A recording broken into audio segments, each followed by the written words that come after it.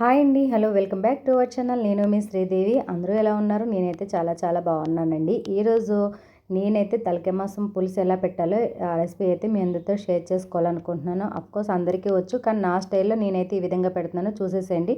Video నచ్చితే మాత్రం తప్పకుండా ఒక చిన్న లైక్ చేయండి అండ్ అలాగే మా ఛానల్ సబ్స్క్రైబ్ కూడా చేసుకోండి. ఇప్పుడైతే ప్రాసెస్లోకి అయితే వెళ్ళిపోదాం. ఇదిగోండి, ఇక్కడైతే నేనైతే ఒక మేక తలకాయ అయితే తీసుకున్నాను. ఇదైతే శుభ్రంగా కడగాలి. ఇప్పుడు ఈలోపు నేనైతే ఉల్లిపాయలు అయితే కూరకి కావాల్సిన ఉల్లిపాయలు అయితే కట్ చేస్తాను.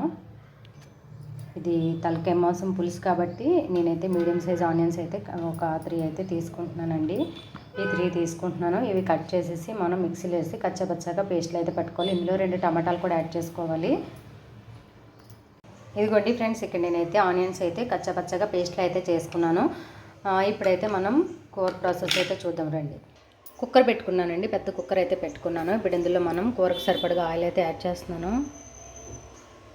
ఆయిల్ అనేది కొంచెం ఎక్కువే పడుతుంది, ఎందుకంటే నాన్ వెజ్ కర్రీస్ అనేసరికి ఆయిల్, కారం, ఉప్పులు అనేవి, పులుపులు అనేవి కూడా ఎక్కువే పడతాయి. సో చూసారు కదా, ఇక్కడ నేనైతే ఒక 5 స్పూన్స్కి అయితే వేసుకున్నాను ఆయిల్. ఇప్పుడు హీట్ ఎక్కిన తర్వాత ఒక 9 పచ్చిమిర్చి, మనం మిక్సీ పట్టుకున్న అల్లం ముద్దను కూడా, ఉల్లి ముద్దను కూడా ఇందులో యాడ్ చేసేసుకుందాం. ఇదిగోండి ఆయిల్. సో చూసారు కదా, ఇప్పుడైతే పచ్చిమిర్చి వేస్తాను.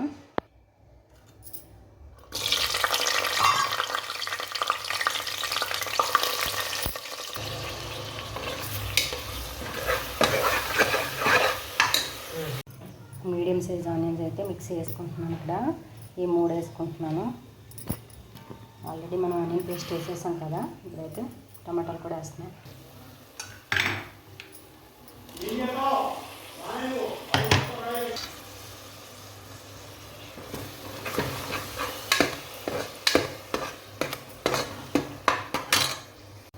ఆనియన్స్ పట్టిపోయినాయి కదా. ఇప్పుడు ముందుగా కడిగి పెట్టుకున్న తలకాయ మాంసం ముక్కలను కూడా ఇందులో యాడ్ చేసేసుకుంటున్నాను నేను. ఇప్పుడు తలకాయ మాంసం వేసుకున్నాం కదా, అల్లం వెల్లుల్లిపాయ పేస్ట్ కూడా వేసేసుకుందామండి ఇందులోనే. ఒకసారి బాగా కలుపుకుందాము.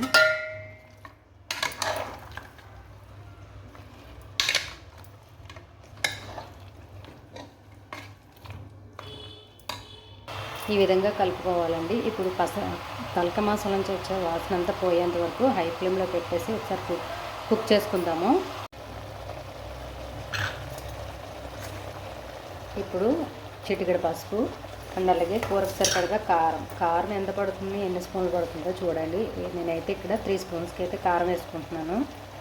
అడ్జస్ట్ చేసుకుంటూ తర్వాత చూసుకుంటూ వేసుకోవాలండి. చెప్పాను కదా, నాన్ వెజ్ అనేసరికి కొంచెం కారం అనేది ఎక్కువే పడుతుంది కదా. నేనైతే ఒక 4 స్పూన్స్కి అయితే యాడ్ చేస్తాను. ఇప్పుడు ఇదంతా ఒకసారి కలుపుకుందాము. ఉప్పు అయితే వేయలేదండి, ఓన్లీ కారం, పసుపు వేసాను, అల్లం వెల్లుల్లి పేస్ట్.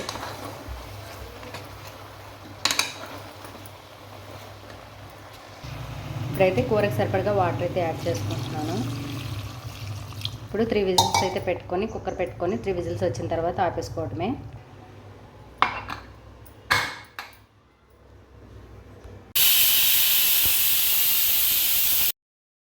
ఫ్రెండ్స్, ఇప్పుడైతే మనకి 3 విజిల్స్ అయితే వచ్చేసినాయి. కుక్కర్లో పెట్టడం వల్ల బాగా అయితే కుక్ అవుతుంది తలకాయ మాంసం.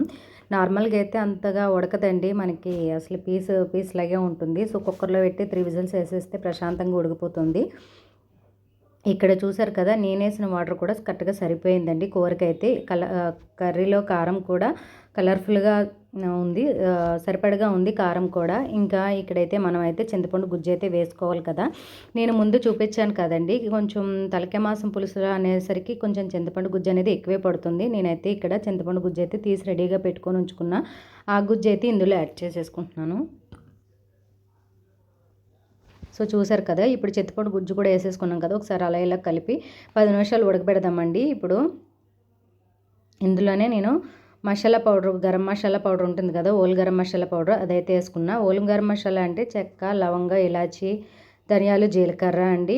దీనికి పచ్చి మసాలా వేసుకుంటే ఇంకా బాగుంటుంది. సో ఇప్పుడు నేనైతే పౌడర్ వేసి చేస్తున్నాను, కానీ టేస్ట్ అయితే అద్దరిపోయిందండి. ఈ పౌడర్ వేసి చేసినా కూడా తలకాయ మాంసం పులుసు చాలా బాగుంది. ఇంకా ఇక్కడ మనం సాల్ట్ వేయలేదు కదా, ఇప్పుడు నేనైతే క్రిస్టల్ సాల్ట్ కూడా యాడ్ చేసేసుకున్నాను.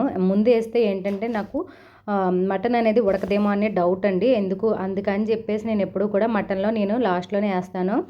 ఇంకా మనం ఇక్కడ కొత్తిమీరతో గార్నిష్ చేసుకుంటే చాలా బాగుంటుంది. అన్నీ వేసాం కదా, ఒక 10 మినిట్స్ కుక్ చేసుకొని ఆ తర్వాత స్టవ్ ఆఫ్ చేసేసుకుంటే తలకాయ మాసం వేడివేడి అన్నంలో తలకాయ మాసం పులుసు వేసుకొని తింటే చాలా బాగుంటుందండి. అన్ని ఉప్పు కారం అన్నీ చక్కగా అయితే పులుపు అన్నీ కూడా చక్కగా సరిపోయాయి. ఇందులో మనం వంకాయ వేసుకొని వండుకొని ఇంకా బాగుంటుంది. ఇప్పుడు ఏంటంటే నేను వంకాయ వేయలేదు, ఓన్లీ చింతపండు గుజ్జుతోనే రెసిపీ అయితే ప్రిపేర్ చేస్తాను.